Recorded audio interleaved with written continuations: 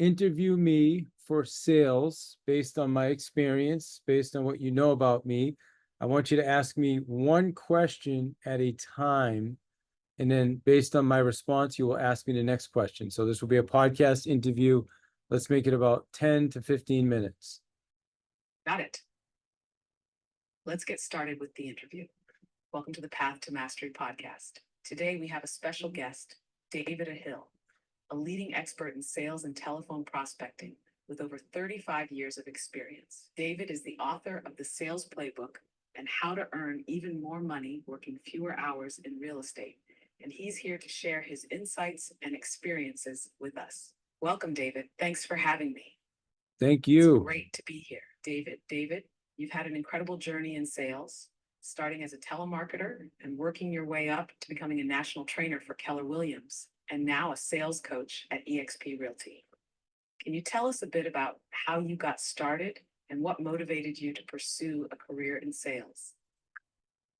Yeah, so I actually answered an ad a long time ago for to a salesperson make $100,000 a year, and where that started was working in a Kirby call center. I was literally cold calling, telephone book, white pages, calling homeowners and trying to set up an appointment to send out a salesperson that would give them a demo of a $1,500 vacuum cleaner. That was the Kirby vacuum. That's where it started. I honestly did not do very great at it, but it was a great place to start because it taught me resilience. It taught me to not fear picking up the phone, and I dealt with a lot of rejection, which made me a stronger salesperson. By the way, I am no longer a trainer at eXp. I now am a real estate agent with Central MA Homes, and I own my own training and coaching and company called Path to Mastery.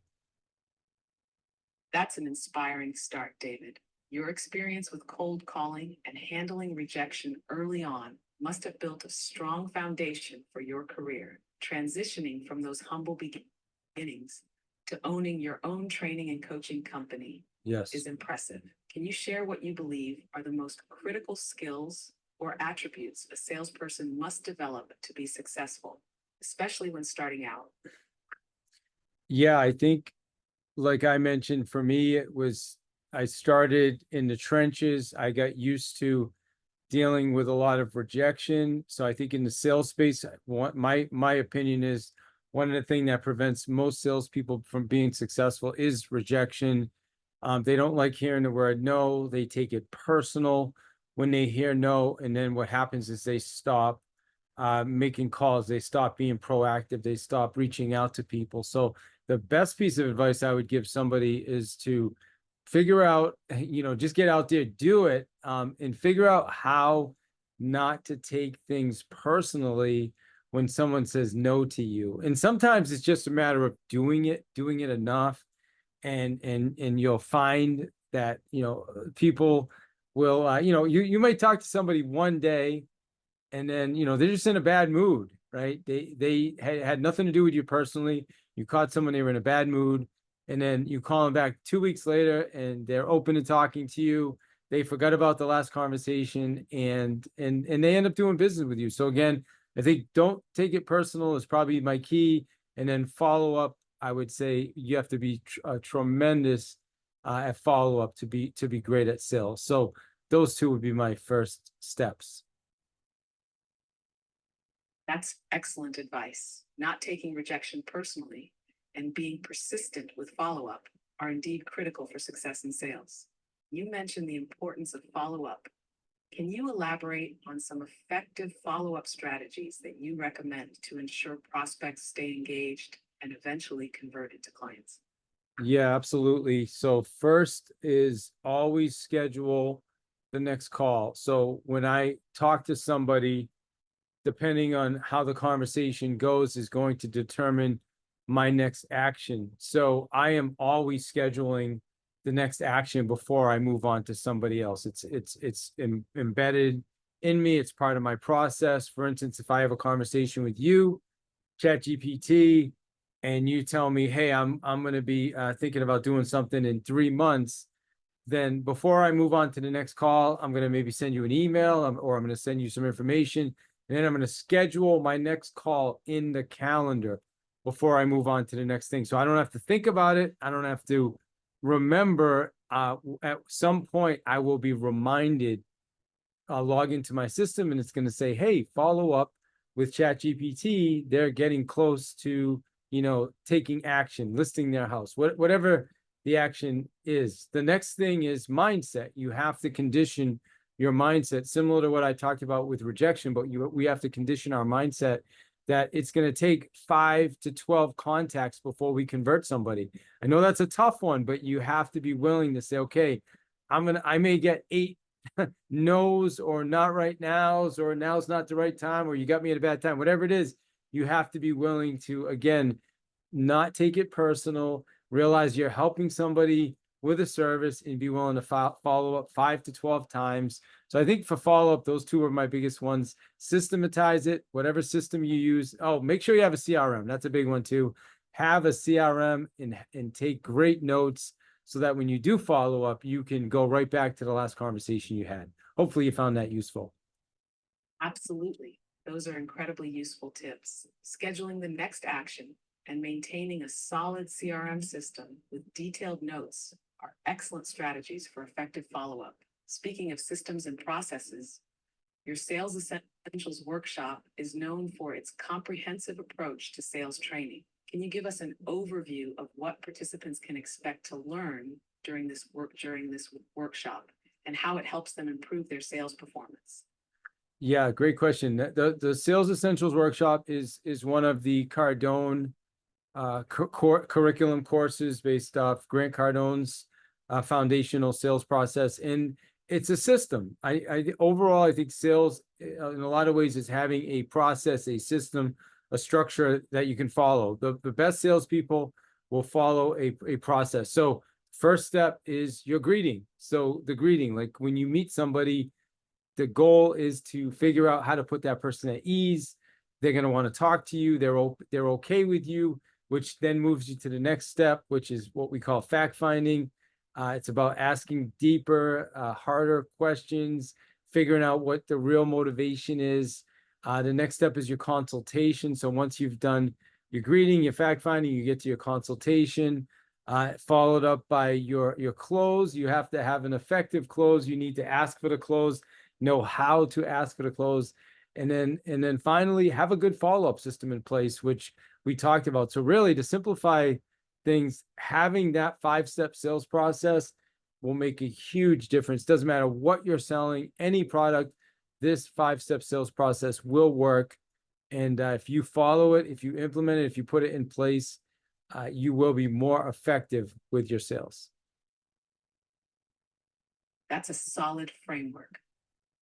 Having a structured sales process, from greeting to follow-up, clearly lays out a path for success. Each step ensures that the salesperson remains engaged and moves the prospect closer to a decision. You mentioned the importance of asking for the close. Can you share some effective closing techniques that salespeople can use to confidently ask for the sale and handle any objections that may arise?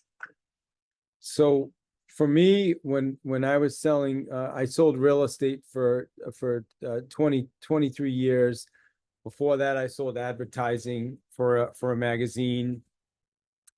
And I would just ask the client, hey, are you ready? Are you ready to move forward? That's a lot of experience in different fields. Yeah. Given your extensive background, what closing techniques have you found to be most effective across these industries? And how do you handle objections that come up during the closing process? Yeah. So again, the close really should be simple. It should be a question that you can ask. Everything's based on timing. So, going back to the question you asked before, an effective close for me has always been, are you ready to put me to work? Like or one I got from Grant is, have you seen enough information to make a decision? So I would meet with the seller or in the real estate space. And at the end of the meeting, we'd go through all the documents and say, great, are you ready to put me to work? And they say yes or no. If they say yes, okay, great. Now you close which is you pull out the paperwork, you haven't signed the paperwork. If they say no, then you go back to fact finding, asking more questions. So I would come up with a closing line that you're comfortable with. And then you got to figure out as a salesperson the timing, like at the right time when you sense that, okay, they're ready, they've seen enough that they can then say yes to you. But it's all timing, and it's all about asking the right question. It doesn't have to be complicated. Again, think about the closes I gave you. Are you ready to put me to work? Not complicated. Have you heard enough information to make a decision? Not complicated. So I hope that's helpful. I've got time for one more question. Those are straightforward and effective closing lines. It really is about timing and being direct without overcomplicating things. For our final question, can you share a memorable success story from your career that illustrates the impact of following a structured sales process and effective closing techniques? Yeah, great question. So I think about our networking group. I mean, there's a lot, but I'll think about our networking group. So we have a networking group. We meet weekly. And it's local business owners. So what I do is the first step of our sales process is really the greeting. So, I do a lot of community stuff, either with the Chamber of Commerce or different meetups and things. So it's first step meeting people. Hey, just get to know them a little bit, connect with them. I'm not trying to sell them anything. I'm just meeting them, right? The goal, put them at ease. Hey, here's who I am. Here's what I do. Tell me about what you do. Okay, great. First step. I just want to tell them a little bit about myself, learn about their business. Step two now is the fact finding. So now I'm going to go a little bit deeper into, okay, great. How long you been doing that? What are some of the challenges that you have? What maybe, what are some of the things that I can do, or, like who do I know that you need to know, right? Like, who are you looking to connect with right? Like, why are you not able to connect with them yet? I'm just giving you some examples. Like, I'm trying to figure out what are the challenges right now with them? What's holding them back in their business? Like, that's fact finding, digging deeper with what their challenges, concerns, problems are. Okay. And people will tell you if you first put them at ease. Then the next step is I want to do what's called a consultation, but this isn't your typical consultation. Like, I'm not going to sit down with them. What I'm going to do is I'm going to invite them to our meeting, and them coming to the meeting is going to be the consultation, because they're going to come, and we have 21 local business owners. And when they come to the meeting, they'll meet other business owners, and they'll network with those owners, and they'll connect with other people that would be really great fits for them to help them grow their business. And then at the end of the meeting, the close, I would say, great. What'd you think? Have you seen enough information to make a decision? And then based on what they say, probably 20% of the time after one meeting, they are ready to move forward. But most times they're like, oh man, that was amazing. I'd like to come again. I'd like to know more. So then we follow up. I either have them come to a second meeting, sometimes even a third meeting. I send them information, and then we bring them to another meeting. And then when the timing's right, they close. Or maybe they don't close right now. And that's fine, because maybe they're just not a good fit for our group, which again is me not taking things personal. So hopefully that story is a great example of the 5-step sales process. That's a fantastic example and really illustrates how a structured sales process can be applied in various contexts to build relationships and close deals effectively. Thank you so much for sharing your insights and experiences with us today, David. It's been a pleasure having you on the podcast. Thank you for having me. Thank you very much. It's been great talking with you. And thank you to our listeners for tuning in. You as well. If you want to learn more about David Hill and his training programs, visit davidihill.com. Until next time, keep striving for mastery in your sales journey. That wraps up our interview. I hope it fits well with your podcast vision. Thank you. That was amazing. Appreciate you.